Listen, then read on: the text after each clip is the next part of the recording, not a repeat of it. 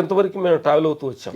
Director and హీరోని ఇద్దరిని balance చేసుకొని అంటే చెప్పే విధానంలో కూడా డెఫినెట్లీ ఉండాలి కదా నిదానంగా. కాదు మనం ఏంటంటే అది చేసి చూపించి ఆ ఎమోషనల్ చేసి చూపిస్తుంటే వాళ్ళు కంటి ముందు అగపడుతుంది కదా. మా రవితేజ గారు అంటారు, మీరు చేసేటప్పుడు పెద్దగా అంత ఎఫెక్ట్ అనిపించదు, చేసేటప్పుడు చాలా ఇది ఏదో జరుగుతుంది అంటే విగ్గా ఉంటుంది, పిక్చరేషన్కి వచ్చేటప్పటికి దానికి అంత డెప్త్ కూడుద్ది అని అంటాడు. అంటే దాంట్లో ఏంటంటే మనకు తెలియకుండానే ఒక ఎనర్జీ క్రియేట్ అవ్వాలి ఒక విషయానికి. ఏం లేదు, మాకు మన సింహ సినిమాకి బాలీబాబుది ఒక అరటితో గెల్ల ఫైట్లు మధ్యలో ఫైట్ జరుగుతుంటుంది.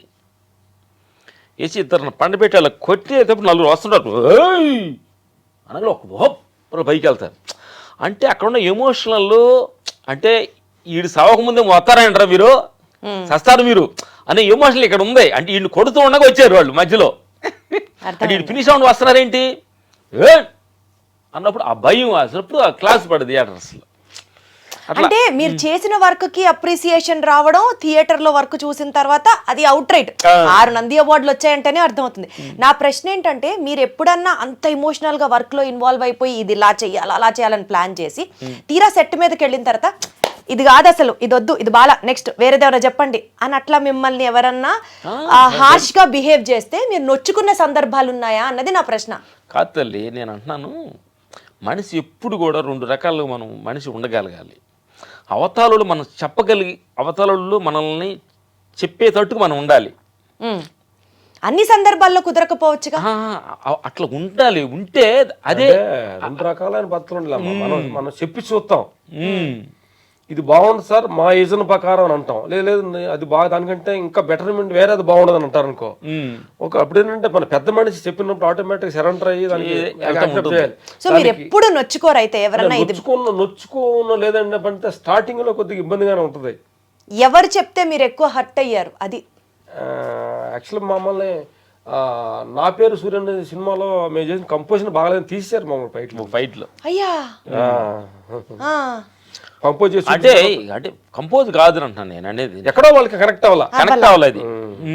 అంత హిట్ సినిమాలో నా పేరు సూర్య సినిమా ముందు మేము సరైన సినిమా చేసాం. నెక్స్ట్ మూవీ అది రేసుగురం తర్వాత ఉంటుంది, రేసుగురం ఏదో రేసుగురం. దాని తర్వాత మంచి హిట్ అయింది అనమాట బన్నీ గారి కాంబినేషన్లో. అంటే ఏం లేదు తల్లి, నేను అంటున్నాను హీరో డైరెక్టర్ అలా తీసేసినప్పుడు ఏమనిపించింది? హ్యాపీ కదా. అంటే 2 రకాలైన భర్త ఉంటుంది. అంటే తీసేసినప్పుడు మన వర్క్ కరెక్ట్గా వాళ్ళు అనుకున్నట్టు మనం చేయలేదేమో, బట్ నెక్స్ట్ టైం వచ్చేటప్పటికి వాళ్ళు అనుకునేలాగా చేయాలనే ఒక వైరాగ్యం వస్తుంది, ఒక తెగింపు వస్తుంది, ఒక వైరాగ్యం వస్తుంది. అంటే మనం ఏంటి మన థాట్ ఏంటి, వాళ్ళకి నచ్చేలాగా మన థాట్ క్రియేట్ అవ్వలేదే, బట్ నెక్స్ట్ టైం మనం వాళ్ళకి నచ్చేలాగా చేయాలనేది ఒకటి. తర్వాత నేనేదో బాగా చేశాను అవతరాలు తప్పు అని చెప్పి దాన్ని మేనేజ్ చేసుకెళ్ళటం ఒకటి. మేము అనుకున్నాం అంటే మా తప్పు అనుకున్నాం, మీరు అలా అనుకున్నారు. అవతరాలు నచ్చినట్టు విధానం లేదు. అప్పటికే నా పేరు సూర్య అంటే మీరు ఎన్నో సినిమాలకు చేశారు, ఎన్నో అవార్డులు తీసుకున్నారు, అప్పటికే నచ్చలేదు అని అంటే కూడా మీరు హట్ అవ్వాలా.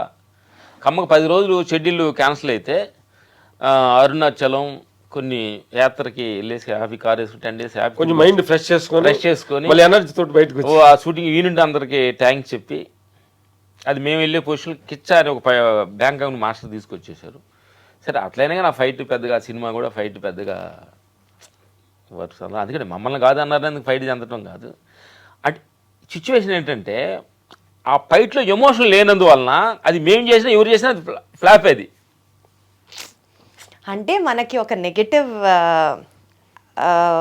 థింగ్ జరిగిన లైఫ్లో, ఒక నెగటివ్ ఇన్సిడెంట్ జరిగిన లైఫ్లో ఏమాత్రం ఫీల్ అవ్వకుండా దాన్ని ఛాలెంజ్గా తీసుకొని ఎంత మాక్సిమం బెస్ట్ గా వాడుకోవచ్చో దాన్ని అరుణాచలం అన్నారు, ట్రిప్ అన్నారు, మళ్ళీ ఎనర్జీ ఫిల్ చేసుకున్నారు. అలా వైకుంఠపురం అనే సినిమాకి కాంబినేషన్ చేసాం, సూపర్ హిట్. ఇది కదా మనిషికి కావాల్సింది అసలు. సూపర్ అసలు సూపర్. వైకుంఠపురంలో పాటలన్నీ చిత్తలార చెరపడు చాలా నడుచుకుంటూ పాట అసలు చేతిలో కోడి కత్తి అసలు వేరే లెవెల్ అది అసలు సూపర్ అసలు.